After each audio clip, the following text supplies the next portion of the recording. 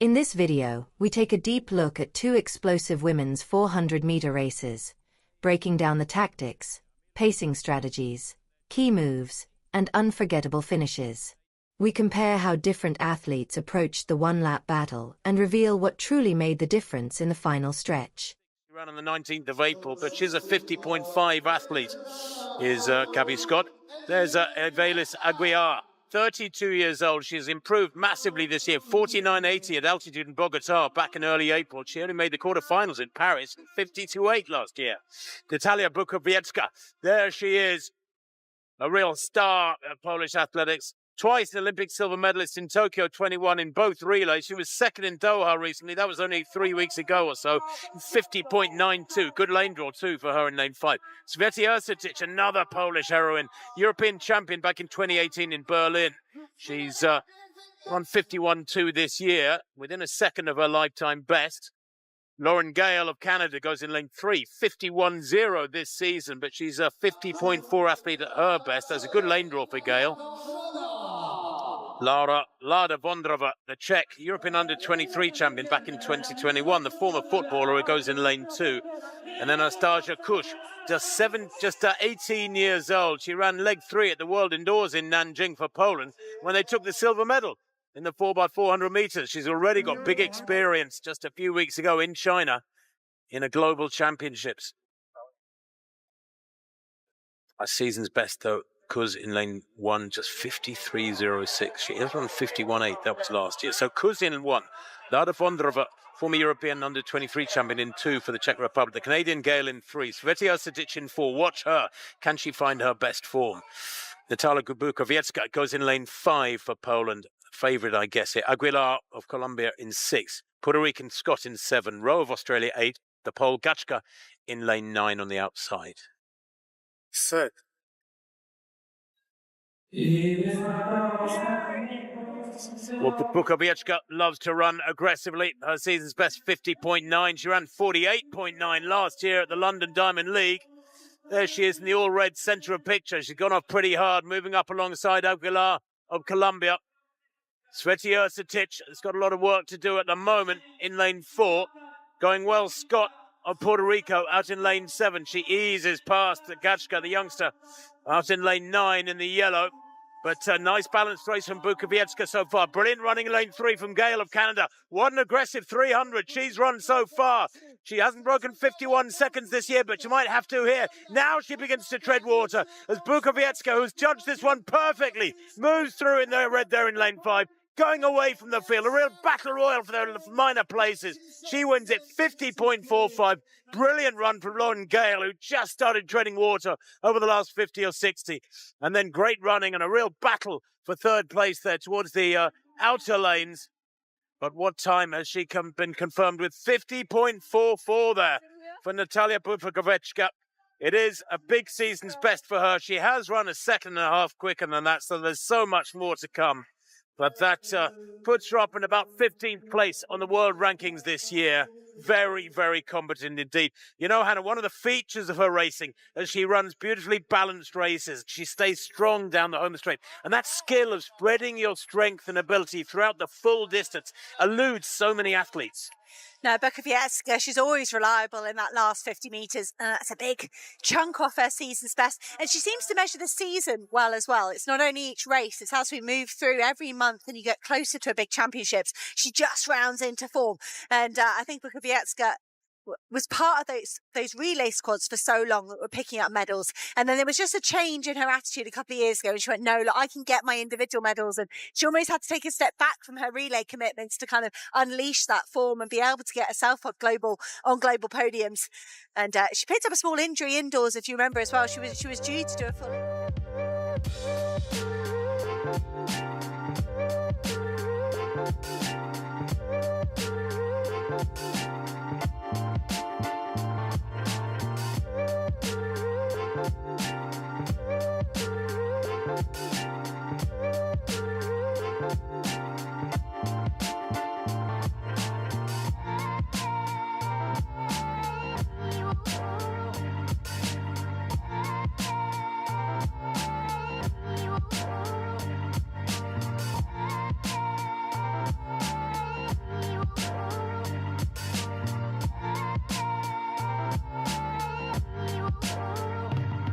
Jan Williams, everybody else sub 50 seconds in this race.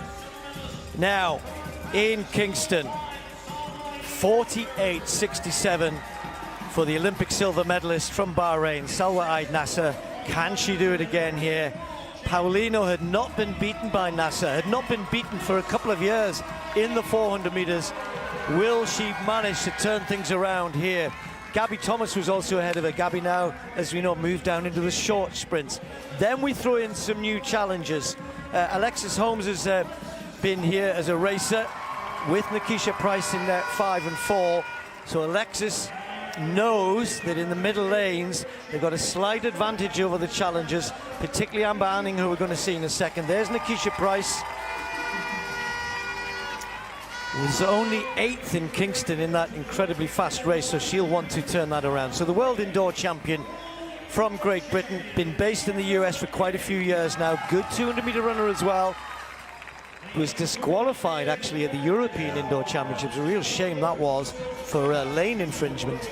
Then Stacey Ann Williams, she must look at the times and go, well, I'm pretty good. I've run 50 flat in my career. But that makes me the slowest in this field. Not by much. Then Whittaker on the inside.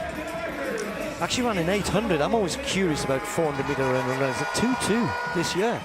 Really? Okay. This is a walk in the park for her, yeah? It's impressive. Yeah. Actually, Amber Anning's last race, 2-6 for an 800. What's going on? You want that 400-meter runners, exactly. Yeah. Just testing them early season. Yeah.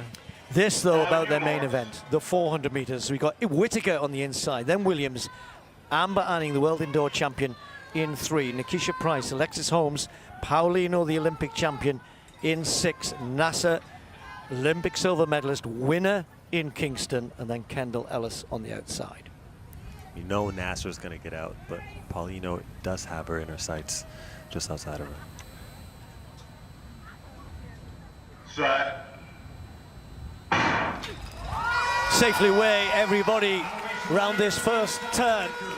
Nasser has started quickly. Paulino's going to try and hang on to her, and also gone out pretty quickly Alexis Holmes, as she likes to as well. Amber Anning in lane 3 got some room to make up. There's a big gap between Price and the athletes outside her, so Anning's going to have to check off that. Now, look at this. Nasser out there in lane 7 has gone through the first 200 meters incredibly quickly. Paulino hanging on. Holmes is right there. Amber Anning looks as though others are starting to chase her down. Whittaker has really come through in lane 1, and as that stagger starts to unfurl, we'll put her perhaps in 3rd. But it's Nasser against Paulino. Paulino fighting, trying to get there. Has got the momentum. Here she comes. The Olympic champion is going to get the win this time. Paulino, 49.21. Holmes maybe hung on for 3rd place there. Very tired in the last 20 meters.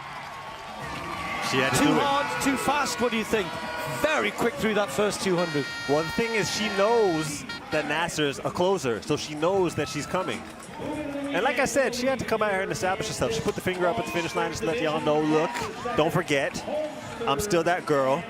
And you know what? I think it was important for her to maybe lose because she's been winning so much. So Nasser had to kind of dash that cold water in her face and be like, who are you? And she showed us who she is today. Time? I mean, we've had such a day today. I mean, that was about a race, though, wasn't it? As you said. You know, I'm just looking at the time right now as we're speaking because I was caught up in the race. Yeah. It was a phenomenal strategy. Just she stalked her around the first turn and just made sure she stayed close. She knew she could close on her edge. It was a fight in that finish line. 49.21. You break 50 point. It's respectable. We know what she can do. Like I said, she came to the home straight away, and you can see all that is a fight. And you can just see that, you know, Nasser obviously broke down, and she could probably hear the footsteps. And athletes do have that feel for the athletes that are around them. Yeah, a little bit disappointing for the world indoor champion. You can see that Amber Anning in lane 3. Yeah, not the best finish for her, but lesson learned.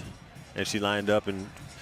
Okay, so I mentioned, you can just look at Paulino's face that she is fighting for this finish. You are not beating me today. Nasser got really, really big with her arms, obviously getting very, very tired. But Paulino now knows that her speed is where it needs to be. She knows that she's going to have the strength. And she actually knows that Nasser's not going to beat her in that 200. So going into that, she's got confidence. to just win the whole thing and get herself a slam championship. Yeah, just by contrast, at 200 meters, Nasser was 3/10 ahead. And, that doesn't sound like a lot, but in it, if it was a flat 200 meters, that's a long way. It's a long way. Those tenths mean something. Well, MJ, a very happy spectator, and I'm sure very appreciative of another good. The 2025 women's 400 meters season has already delivered 2 races that feel like early defining chapters of the year. The electric showdown at the Arena Śląska Memorial in Bydgoszcz and the star-studded clash at the second stage of the Grand Slam track series in Miami. Though both were one-lap battles of speed and resilience, they told very different stories about control, aggression, and hierarchy at the top of the event. In Bydgoszcz, the atmosphere itself shaped the race. With the Polish crowd fully engaged, the tempo from the gun was fearless. Athletes like Svetlana Urszatic attacked the first 200 meters with unapologetic aggression, immediately stretching the field and forcing others into difficult decisions. Canada's Lauren Gale compounded that pressure by pushing hard through 300 meters, ensuring that the race would not be dictated by comfort but by courage. Gabby Scott remained poised on the outside, carefully balancing patience with positioning. Yet the defining performance came from Poland's Natalia Bukowiecka. Running from lane 5, she resisted the early chaos. Her first half was composed and technically precise, relaxed shoulders, efficient stride pattern, and seamless transitions through the curve. While others burned energy trying to establish dominance early, Bukowiecka waited for the final 120 meters, the true battlefield of the 400m. When she launched her kick, it wasn't frantic. It was calculated. The roar of the home crowd amplified her surge as she swept past fading rivals, turning tactical discipline into emotional triumph. Miami, however, presented a different kind of test. The second stage of Grand Slam track assembled a field where nearly every athlete had a personal best under 50 seconds. There was no room for hesitation. Here, the race wasn't about reading early aggression. It was about surviving sustained world-class pressure. At the center of that storm stood Marilady Paulino. Facing established contenders like Kendall Ellis and Alexis Holmes, Paulino executed with ruthless efficiency. Her race model contrasted with Bukowiecka's patient wait-and-strike approach. Paulino built her advantage progressively, strong but controlled through 200, assertive through 300, and devastating in the final straight. While Ellis and Holmes fought to maintain form under lactic acid's assault, Paulino looked mechanically composed, her stride length holding even as others tightened. The contrast between Bydgoszcz and Miami highlights 2 pathways to dominance in 2025. Bukowiecka's victory symbolized tactical intelligence amplified by home energy, a masterclass in timing. Paulino's performance represented established supremacy, the ability to impose authority against a field stacked with sub-50 credentials. Both races proved the same truth. In modern women's 400 meters, raw speed is only the entry requirement. The difference is made in the final 100 meters, where composure, strength, and identity converge. And if these 2 races are any indication, the 2025 season will be defined not just by fast times, but by who owns that final straight when everything begins to collapse.